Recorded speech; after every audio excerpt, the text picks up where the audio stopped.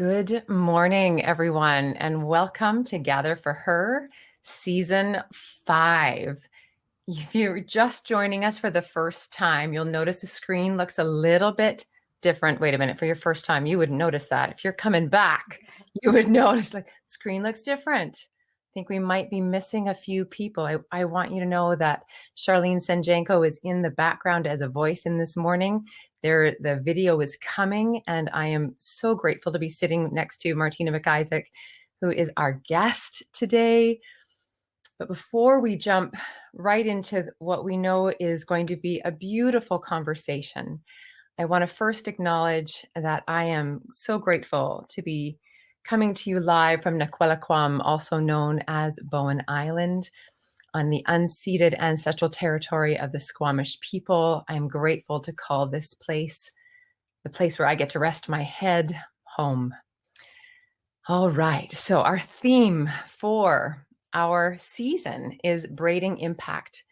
And if you're just with us for the first time, we gather every Wednesday morning to create space, to land together, to come together, to listen, to explore, and to share collective wisdom. I'm going to ask Shar if she wants to introduce herself from behind here, and then I'll introduce Martina.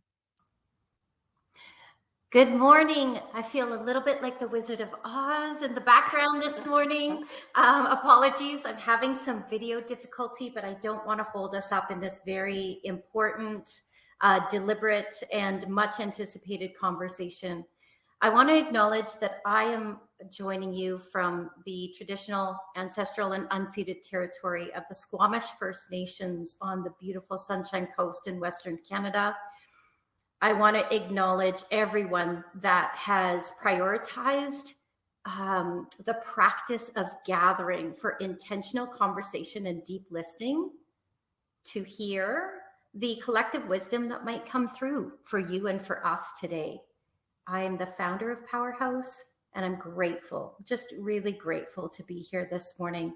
I'm going to turn it back over to T and welcome our guest today. Thank you. Awesome. Thank you, Shar. And, just having your voice is so grounding for all of us. So as you said before we went live, okay, Spirit, if this is what's happening, I'm trusting. So thank you for continuing to do what I know you're doing in the background, going, I'm going to show up. I'm going to get on here.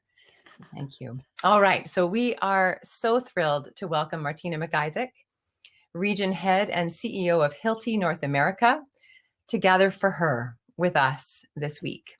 She is the first female CEO of Hilti North America, where she's been leading a team of 4,000 professionals across the US and Canada since January in 2020.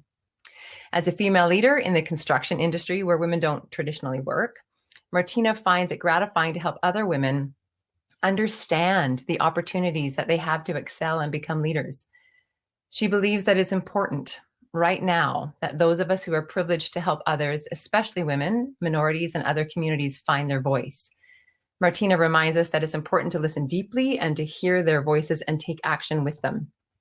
She's the mother of 2 children, and when they were young, she actually stepped out of the workforce for 5 years due to those family challenges, raising 2 kids in a 2-career household. So back into corporate life, she is passionate about supporting women through their entire career life cycle. With the pressures on families and working mothers that the pandemic has brought, Martina has invested in using her platform as CEO of Hilti to encourage companies to stop the backslide of women in the workforce and to find flexible solutions to support female careers. So thank you for being here, Martina. I want to give you a few minutes to just presence yourself with us and introduce us in a way that feels authentic and, grounded for you. And then we'll go into some questions. Welcome. Thank you for having me. And before we start, let me just say that I find it hilarious that on a gathering where we're really going to talk about finding and using our voices, I've lost mine today. So I'm going to do my best to make some noise and so that you can hear me, but I would not have missed this conversation for anything. So please bear with me as we struggle. I don't usually sound like a prank phone call, but I join you today from My home, which is now in Dallas, which is the ancestral home. I put it in the chat of the Caddo, the Wichita, the Tawakani, and the Kickapoo nations. And I'm so grateful to be with you today. I first met Powerhouse. I met Charlene when I was the president of Hilti in Canada. And we have maintained our friendship and our connection. And, the wonderful thing about having a relationship with Charlene is that she forces me to slow down in a crazy, busy, hectic world as a CEO and think about what I am doing, think about my mission, take that moment for myself to reflect and to ground myself. And so I was so excited to be invited to come and join the conversation today. So thank you for being with me. Yes, I work in the construction industry. Not too many moms tell their little girls, I really hope you grow up and join a tool company. But for me, I had a long career in another multinational. And as you heard, I chose to stay home with my family for 5 years. And when I came back to the workforce, I was looking for a values-driven company where I could really have a platform and have some impact. And we can talk about it, I guess, through the course of the conversation. But I believe that there's an important opportunity. Construction, for me, sort of represents our society at large. We have a huge potential. If you think about the market for global construction, we are going to build the equivalent of we're going to build the equivalent of one New York City every month for the next 40 years. So construction has the potential to bring economic strength to people. We have jobs, we have money, we have investment. However, we also are the largest contributor globally to carbon emissions. I don't know if people know that, but construction contributes about 39% of total carbon emission in the world. Most of that comes from concrete. So we have this huge potential, but we have this huge responsibility to listen to new ideas, to embed new technology, to learn from other people and change what we're doing.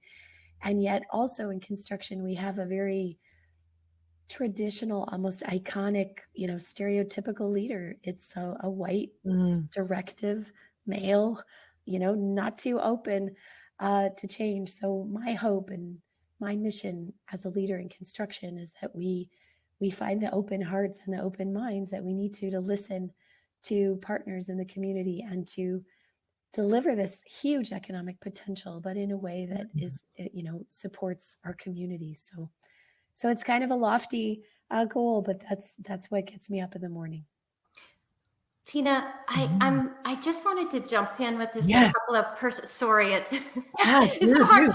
And Sister Sharon is ready to join the call. In my anticipation of trying to get my video working, I neglected to invite her properly. So she is here and has been here and ready to join us. I just wanted to reflect on 3 years ago, meeting this amazing woman and having the pleasure of spending a morning with her in Vancouver. And I realize now when I think back how precious that time was. And I say to women all the time at Powerhouse, magic happens at the periphery. Expect magic every moment.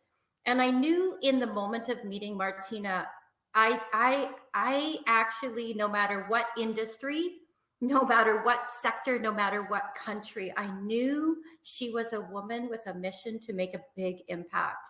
And that is where our friendship started. And I told her then, I'll never let you go. So it's very much a continuation. I'm so grateful. I know that the Hilti team is joining us, and I just really want to welcome you. It's just such a pleasure to have you here. And I'm really looking forward to the next 40 minutes or so in conversation. And I hope you'll interact on the chat. And that is what it's here for. So thanks very much. Great. Thanks, Shar. Welcome, Sharon. Hello. I want to give you a moment to presence yourself and thank you. Thank you for your patience as we all. Yeah. Good morning. Good morning, everyone. My name is Sharon Marshall, and I am coming to you today from the traditional and ancestral territories of the Snuneymuxw and Snuneymuxw First Nations on Vancouver Island. And in particular, I'm in Lanceville. And I am here to provide a bit of an Indigenous lens to the story, to the conversation, and I am very thrilled to be here with you. Good morning. Awesome. Thank you, Sharon. Shar, I'm going to just move into question number 1, if that works for you with Martina, based on what I just heard. Is that cool? That sounds wonderful. Let's go. Okay. Digging in. Okay, good. Okay, so Martina, there's so many things that you said where I could hear the solution of braiding needed. Mhm. And I could pull the threads through, but I'll leave that to you because I think you just instinctively know that's what this is about, because our first, this whole season is about braiding for impact. So I'm curious for you with the almost the polarized, every piece you gave us was polarized situations.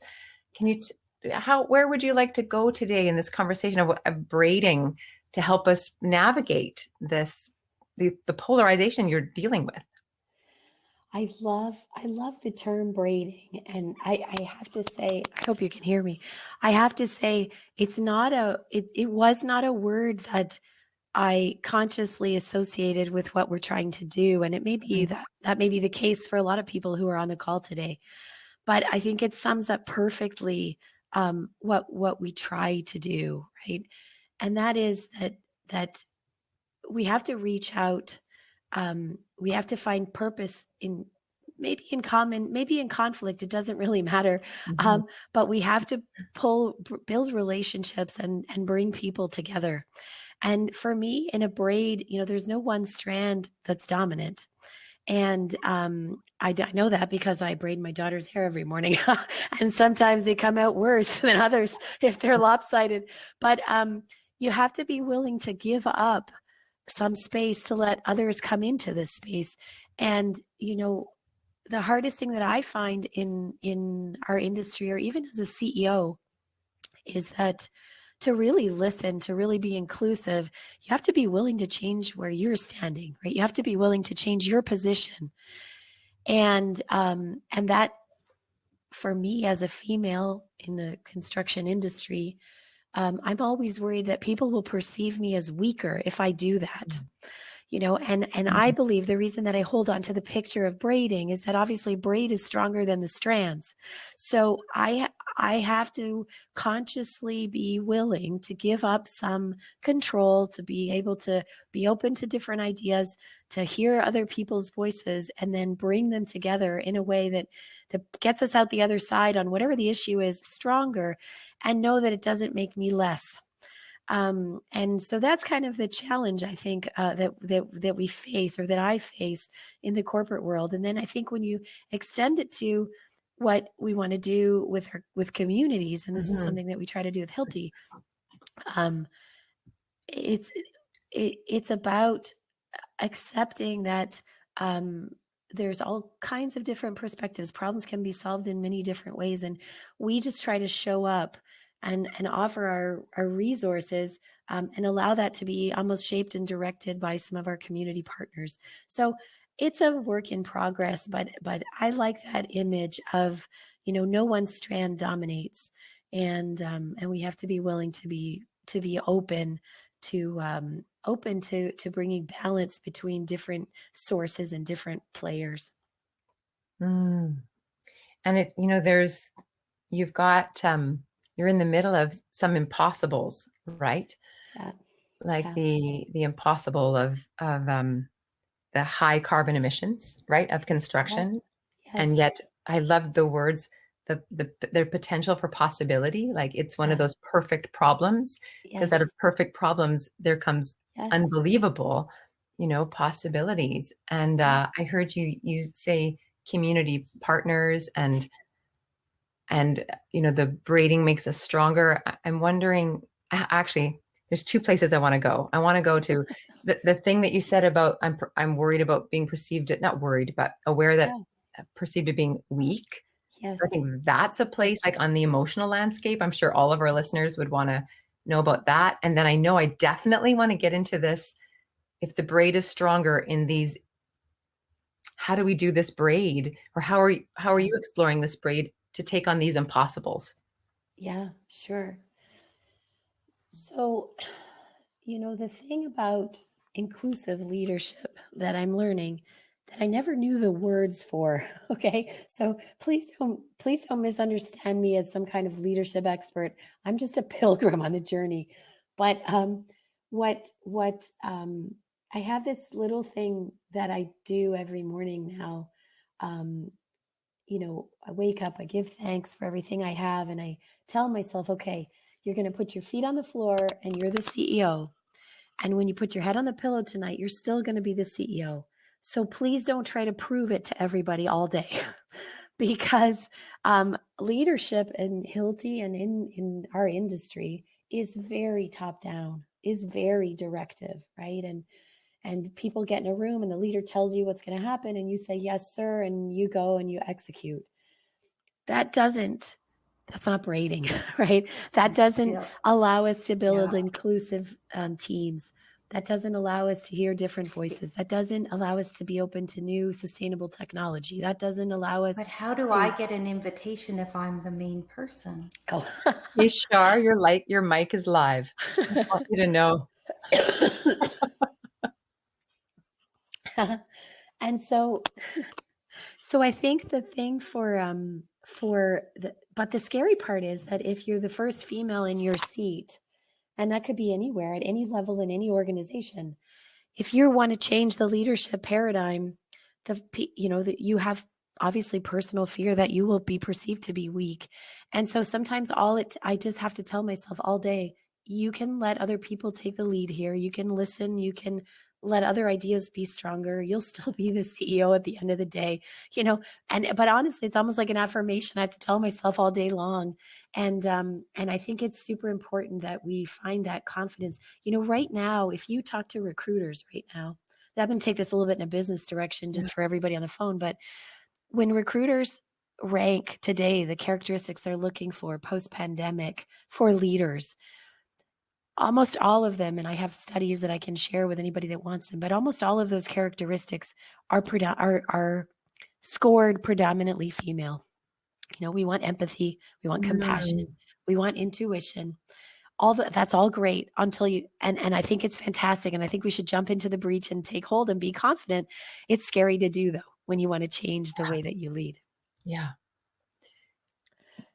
There's so much here. I hope for everyone listening. I know for me, it washed over me, that practice, frankly, of going to bed every night and going, I'm going to bed as the CEO and I'm waking up tomorrow as a CEO. And please don't prove, it's like your inner wisdom saying to yourself, please don't prove that you are the CEO, because that can get in the way of actually grading. I want to ask you, Sharon, if anything is on the move for you as, from an Indigenous lens. Like, to me, this is what this is. Where do you want to go with that? Thank you. Yeah, it's very interesting, Martina, that you're in an industry that's male dominant, and we are in the time of the sacred feminine, the rise of the sacred feminine.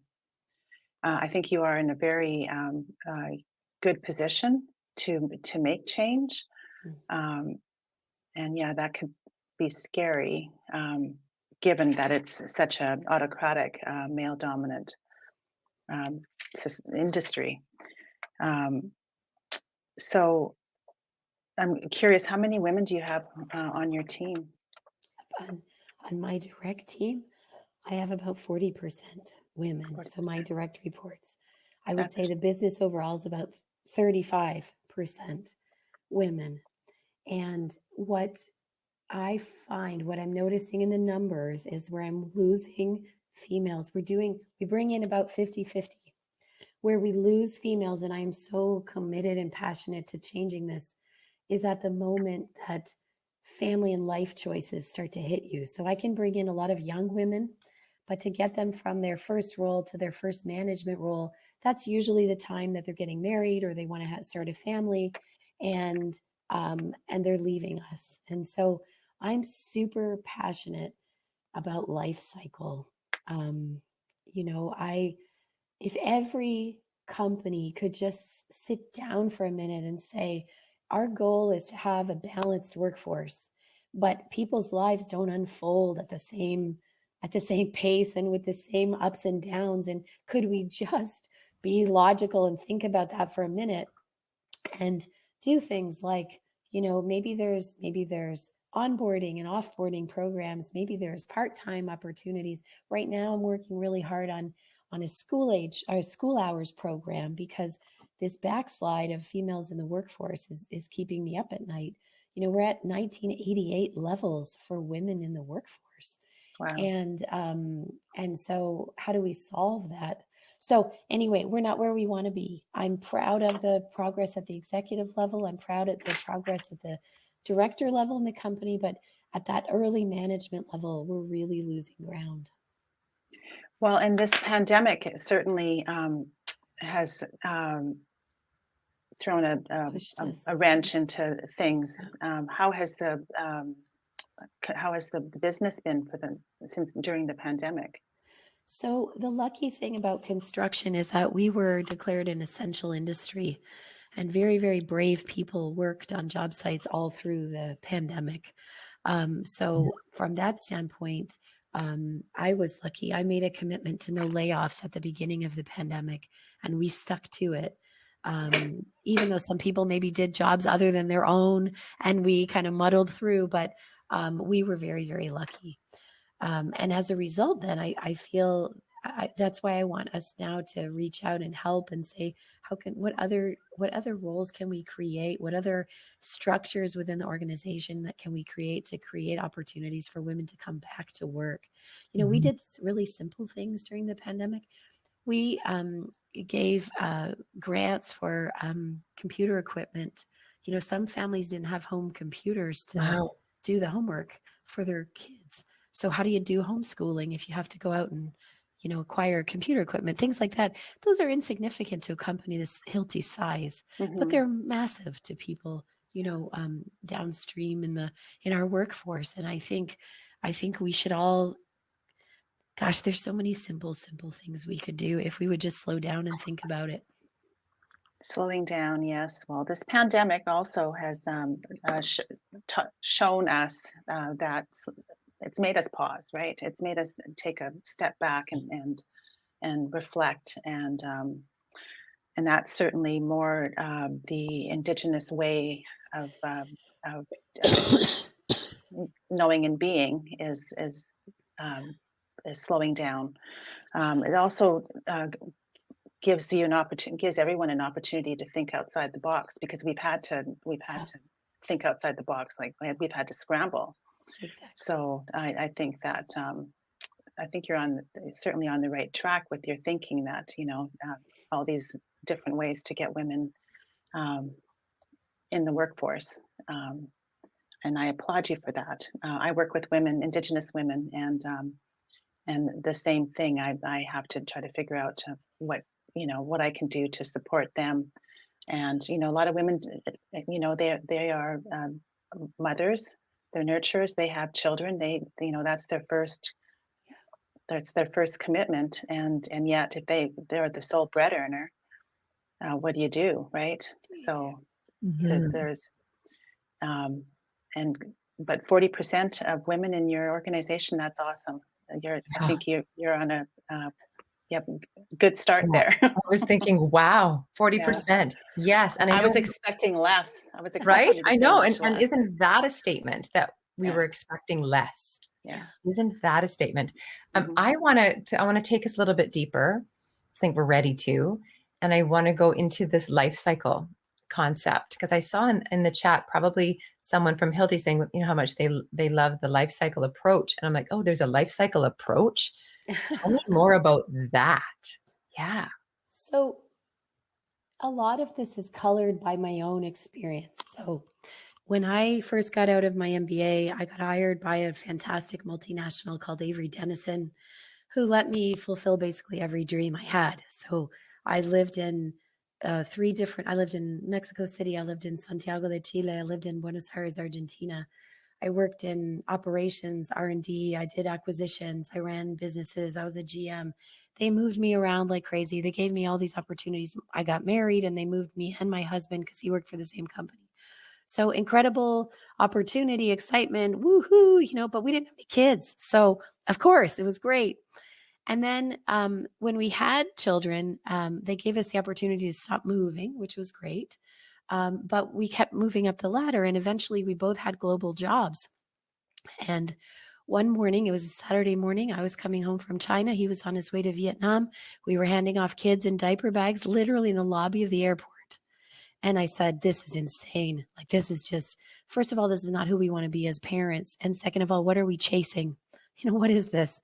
And I want my kids to be, good citizens, and I want them to have a foundation. And that's really what matters. So I stepped out of the workforce, but it was traumatic. It was absolutely traumatic. And I tell people the story. The first day that I ended, my last day of work was the end of August. And I went in after Labor Day to register my son at school. He was at a private school. And I had to fill in forms in the lobby or in the office. And I had to fill in mother's occupation and I had to leave it blank. So I had been sort of a vice president and now I was a blank. And I started sobbing in the office, like literally sobbing. And the poor office team who knew me pretty well, they had no idea what was happening. I'd suddenly gone crazy. But it was traumatic. And then, fortunately, 5 fantastic years really embedded in my community. I was, the room mom and the field trip mom, and I got to do everything with my family. And I was so, so happy. I wouldn't change it for a minute. But then I started to get this feeling of, I want to do something more. And fortunately at that time, my husband, who was afraid to tell me because I had given up my career, he wanted to do something different. So we were able to make a trade. And then he has since stayed home with our kids, which I'm so blessed to have someone who's so progressive at home and so supportive of me. But then I needed to reintegrate into the workforce. And so that's a huge challenge, right? Yeah. How do you, even your language, even the words you use to explain things are different when you're not in a corporate environment every day. And so I chose Hilti and they offered me, I joined on August 1st. And they gave me from August 1st until January 1st just to learn the company. No pressure, no direct responsibilities, just different assignments, different teams, learning the company. And that on-ramping was so valuable that it has always stuck in my mind. So I think of those 3 different people, right? The young, ambitious, hungry, up for anything, throw your backpack on your back and get on a plane girl. The mom who really had to choose between herself and her family in a way, right? Yeah. And then the more mature person now who has some insecurities, needs to kind of prove that she's not obsolete and she's getting back into things. And then the person who, how do you go from being a sales director to a CEO and be credible? And so what we do at Hilti and gosh, if I could have an ask for companies is that you think about it in those terms. And it's not exclusively for women, but to be honest, I think it's mostly for women still. Mhm. Although dads could go through the same cycle, but I seek to provide benefits that line up for the different life cycles. So I say, hey, let's help you repay your student loans when you're the young kid. Let's provide fertility benefits when you want to become a mom. Let's provide external development opportunities when you're maybe re-ramping up or re-accelerating your career to build your confidence. And so we try to think in those blocks. And I think there's so much more that we can do. But your needs ebb and flow. Your confidence ebbs and flows. Your time. Some days, honestly, if I can manage to get everybody out the door dressed with clean clothes and a lunch, I think I've achieved what I needed to in the day, right? So sometimes we have to just be kind to ourselves and not and just survive. All you got to do is survive. But as institutions, if we could understand that, then I think we would be so much more attractive. I think about what Sharon said about single moms. Single moms can make a ton of money in the construction trades. and it's a great benefits, great salary levels, predictable hours, but it's so intimidating and terrifying because there's a history of racism in construction, and certainly in Canada, we've had some really big headlines about that. There's a history of sexism in construction, so you might be intimidated to try it. But man, if we could change that face, we could provide such an incredible economic platform to women. So that's my dream. Wow. Like if I was writing the magazine cover for you, it would be, we could change that face. Yeah. I really, really hear that. And I really applaud your conviction to walking beside the team members that join you. And I want to come back into leave it even more into the life cycle piece, because we keep hearing this these days about we're entering the age of the great resignations, right? Like, Yeah. and clearly that's not gonna. I'm say clearly because that's not going to happen at Hilti because of this life cycle approach. And I'm wondering what you can offer our listeners around those transitions between. Yeah. And because I hear the 3 stages. The other thought that came to mind for me as a career woman is, in each of those stages, I thought I was supposed to be in a different stage. Yeah. And in fact, I even thought I'm only supposed to be in one stage. Like even now as a 50-year-old, and I have a 20-year-old, an 18-year-old, and a 12-year-old, I feel free. And I feel like, oh, this is what I've been waiting for. Yes. But that's actually a patriarchal model, like of arriving at a finish line, like the traditional hero's journey. Not good, not bad, just a journey. Yeah. But what if the journey was these 3 pieces in the cycle, Mm-hmm. and I didn't think I was supposed to be any of them, but just in the one I was in? And then what if a company like Hilti actually has a walk beside life cycle, that supports that? And then the last piece I'm going to throw in is, as a single mom of 3. And then when Sharon said, right, sole income earner as the single mom, you're like, right. Yeah. To even know that I could talk about that with the leadership team, that's massive. Where would you like to go with all of these pieces? Unless I see Sharon might have a little bit of bubbling. Is there something you want to say, Sharon? I actually just wanted to reiterate. I just wanted to say that, yes, Martina said it. What are we chasing? What are we chasing, right?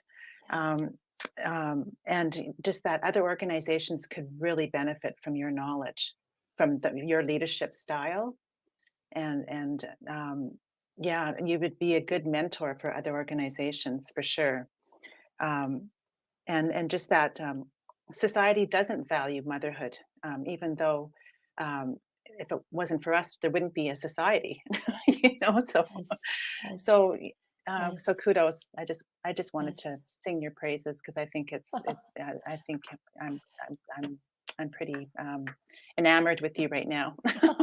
Well, and you know what's funny, and this is maybe the heart of how we all need to lift each other up, is I still wake up every morning insecure. You guys think, wow, this is awesome. And I think, man, I have to figure this out. So I think it's really important, that these kind of conversations fill my tank up and give me optimism to keep going. We are working, just back to the concept of braiding, maybe a little bit. We're working with a couple of partners to say, how do we take this life cycle thinking and put it into an experiential journey for other leaders or companies to go through, right? Because we still don't have a huge representation of female CEOs. We don't have so they don't have their own life experience to draw on. And so how could we give you a walk through a day in the life of, hey, a single mom who's got to get, make lunches and buy groceries and still get to work? How do we tell you how that 50-year-old is feeling when she feels and knows that she could explode out of the gate and do anything, but mentally the organization is saying, I wonder when she's going to retire. Like how do we help people understand that journey is so, we're going to zig and zag, and we're going to get the best out of ourselves at different times, and that best is going to be defined differently. So I think we need to pull in, communities and different voices to try to get that message across. And so, like I said, we're working here with a couple of organizations. We also founded an organization called Diversity and Inclusion in Construction and Engineering, because our brand opens doors to companies. Hilti's a recognized brand in the industry. And so that gives me a platform and a responsibility to say, hey, I can get a meeting with you. So I'm going to use that meeting for something other than selling. And, Charlene and I engaged, we call it engaging beyond business at Hilti, but it's not everybody has their name for it, but we invest 1% of sales revenue into either time or direct dollars into the community to try to help, bring this mission to life. And so I'm really excited where we can take it within the Powerhouse family. But I think that's companies, the role of companies in society has to change. That's where the money is, right? That's where the energy and the arms and legs are. And so in some small way, that's what we're trying to do. If I could just jump in for a minute. I think what's so amazing is sometimes we think about, we often ask the question, and I know I'm specifically shouting out to some of the emerging leaders at Hilti right now. We often ask the question at Powerhouse, what is your leadership legacy? What is it you really want to be known and remembered for? And sometimes that kind of takes people by a bit of surprise, because they're so fixated on their role and their performance in their role. And that's amazing. Like that's what we're here to do. But beyond that, so what I love about this conversation is 3 years ago, I asked Martina the question, what is the legacy that you're building to leave with your leadership? And it so warms my heart to circle back to this now. So I just want to reflect it back that there is an opportunity across the construction industry and beyond to make a really long-term sustainable impact in how we think about lifestyle leadership. It is a story that needs to be told. It's a narrative that needs to shift. It's an impact that needs to be made. And I believe that Hilti and the leaders at Hilti have the opportunity to, and they're running with it. This is nothing new to them. Martina's like, yeah, I know this. Like, they're running with it. So that, if there's anything that Powerhouse can do and will do as we continue to walk beside Hilti, I just think that organizations, it's exciting that they're starting to wake up to really understand through their network, through their distribution base, through their sphere of influence, through their reputation, everything they've worked so hard to build up. They're recognizing now the incredible global change makers they are. And what we're talking about right now is such a tangible example of this. And so a shout out to the emerging leaders. This is leadership legacy in action that you are a part of. And it's super, super exciting. So I'm really excited to hear and learn more about the industry impact that is possible. And, I think back to that day in Vancouver, Charlene, we had an amazing day together, but it was so challenging for me. And maybe I'll add just one thing to young leaders, emerging leaders on the call. That conversation and that day that I had with Charlene is she didn't let me, she forced me to articulate what I wanted that legacy to be. And nobody had ever asked me that before.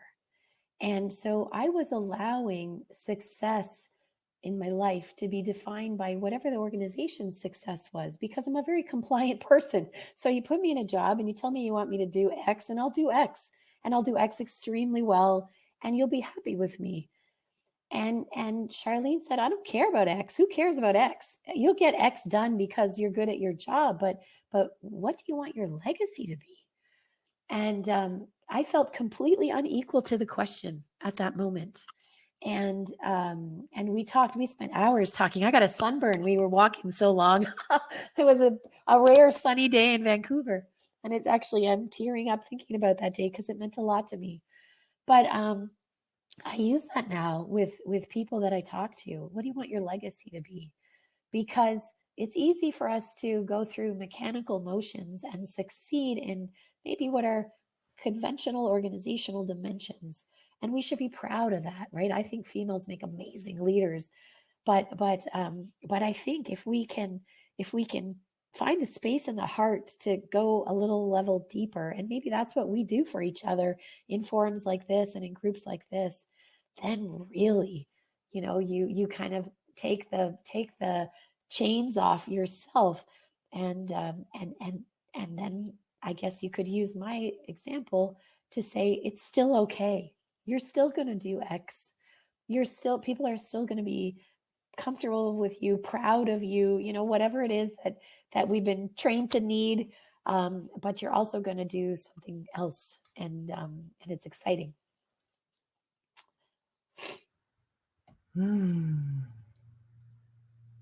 Can I just pause? Oh yeah, go ahead, Sharon. Yeah. Can I just ask?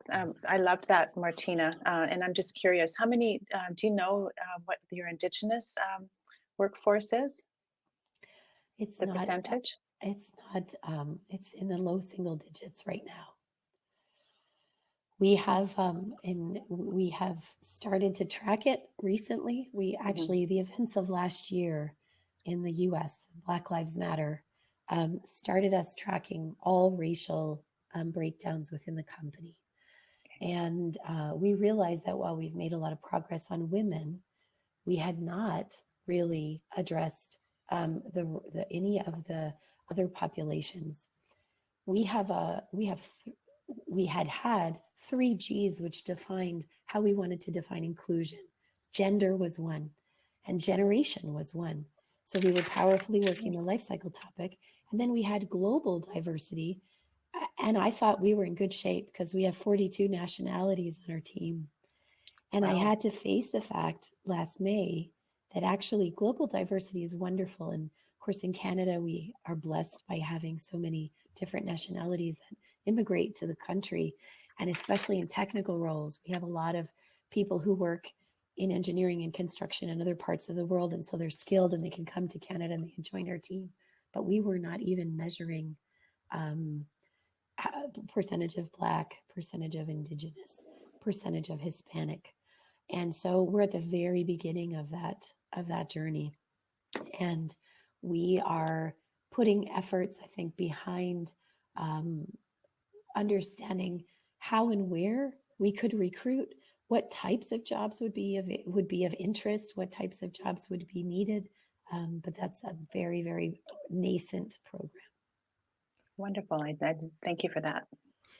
And I'm gonna overstep just for a sec, Shar, because I really want to acknowledge your answer to that question, Martina, and I really want to acknowledge the warmth and the vulnerability and the invitation in the way that you answered that question, because my first hit was, did we prepare for that question? Is she gonna be okay for that? And then I thought, and the way I've watched a lot of people answer that question is kind of like whatever the company line is. And I just want to acknowledge your humanity and the way, like, you are the CEO that I would want to follow because you bring your humanity to the table. And to me, it's rooted in what you said. I go to bed as a CEO, I wake up as a CEO. So I think that is just a moment of seeing, right, this is what a CEO looks like. Thank you. Thank you. Over to you, Shar. I just wanted to touch on specifically on the Indigenous employee talent invitation. As an Indigenous founder and a big believer in Hilti and what is possible, I think what is exciting to me is that, you know, what we measure matters. So that's, you know, that's step one of creating impact. Know where your baseline is. Yeah. I'm really proud that alongside Powerhouse, we started, you know, this spring after our Powerhouse Fire Circle, we held an Indigenous Awareness Day, a day of, you know, learning about the residential schools, learning about some history, and we were able to meet with Hilti teams across North America. I'm so excited that there is an opportunity to share those type of learnings and experiences. The affinity groups for many different diverse groups across Hilti is such a great starting point. And as an Indigenous liaison with Hilti now, Powerhouse continues to walk beside and in modeling decolonized leadership, we are simply taking the next step. We don't have all of the answers. We are admitting there is room to do better. And we have set an intention to do better. And I'm just grateful that the process has started and that we're talking about it and that we're continuing to do we have a whole strategy and blah, blah, blah. No, because that is not decolonized leadership. We're listening, we're meeting, we're meeting in circle, we're talking, and then we're going to take the next right step of how do we best invite Indigenous peoples to explore building family with Hilti, and so I just want to touch on that because it's really important work to me. I think for me personally, it's the most important work, and it's an act in reconciliation in and of itself.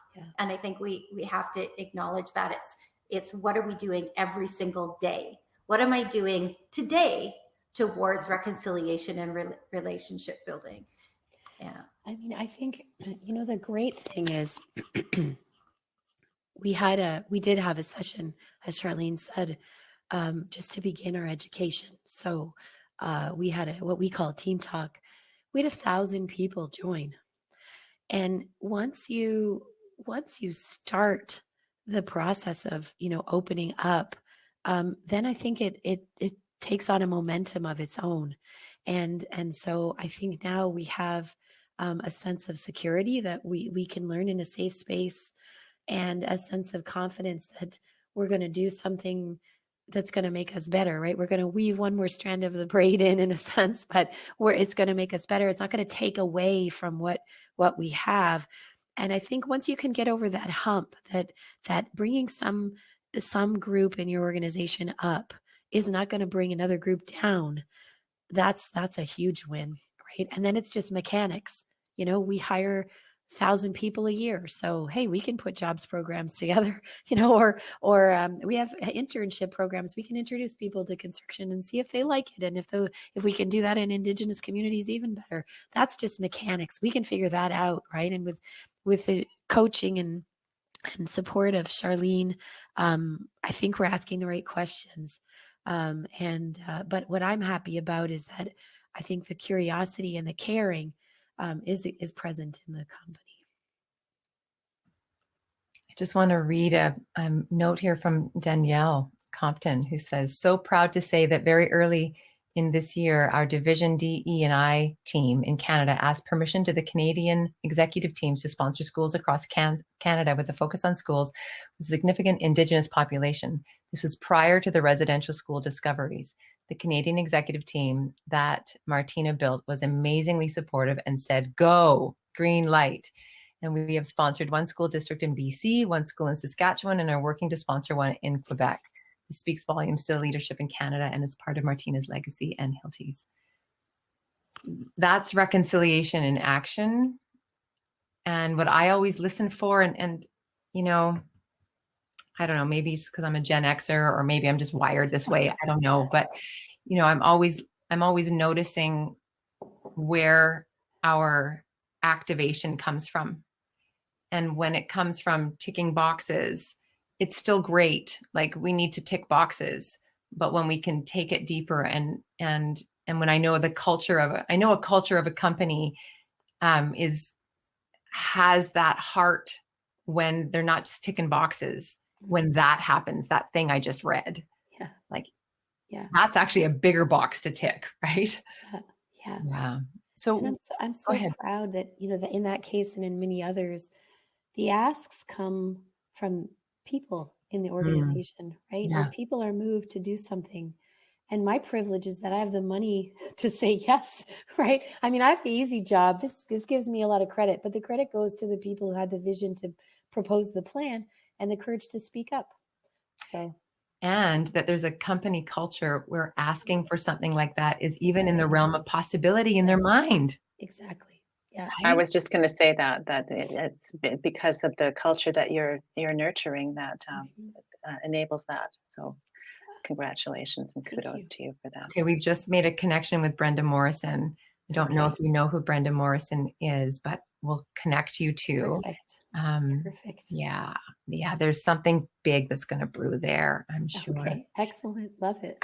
So we're in our last 9 minutes, and I want to give us all a chance to say what we want to say to shore this up. And so, Shar, I'm going to pass to you around how you would like these last 9 minutes to go.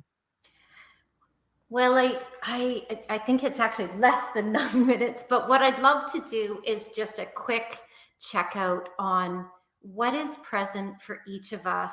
What do we want to take from today in terms of a grounding practice that we want to keep present for us from this conversation? And I'd be interested in the chat to just have maybe 1 or 2 words of what did you breathe in today that has you more fully experience leadership the way that you want to experience leading from this conversation? What is sticking with you for today? I'd love to hear and understand that. And deep gratitude to Martina, to the co-hosts, especially being off camera, and also to all of our community and our guests. Thank you so much. Please know that you are welcome anytime. Let's just take a couple of breaths and watch the chat and see what comes through.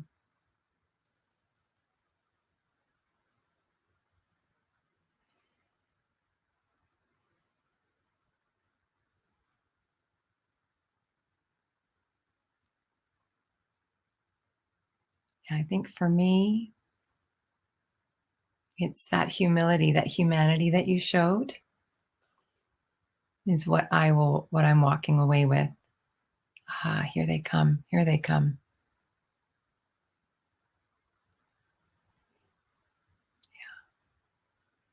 Yeah. And for me, it's you allowing yourself to be vulnerable, which isn't easy for many CEOs. How about you, Shar? I think it's what Martina said. I just wrote it in the chat a while back. Trust and express. Trust and express. There's something very powerful that happens when you're willing to put words to it, or whether they're written or audible, which is why we are an impact media company, to mirror back all that is possible for the humans we have the pleasure of working with. Yeah. Martina, let's give you the last word. What are you leaving with? I'm a little bit humbled by the reactions, but I'm grateful to have spent the time with you today, because my job's a lonely job. It's hard sometimes to find this space to be able to kind of. I would like to think that I'm myself all day long, every day, but I know there are moments where I'm more myself and less myself. And so this was an opportunity to be more myself. And I'm very, very grateful for the support.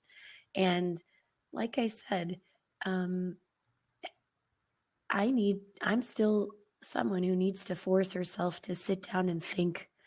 And in getting ready for this talk and in, having this hour with you, I have a lot of things to think about. My dog's going to get a lot of walks as I go through that.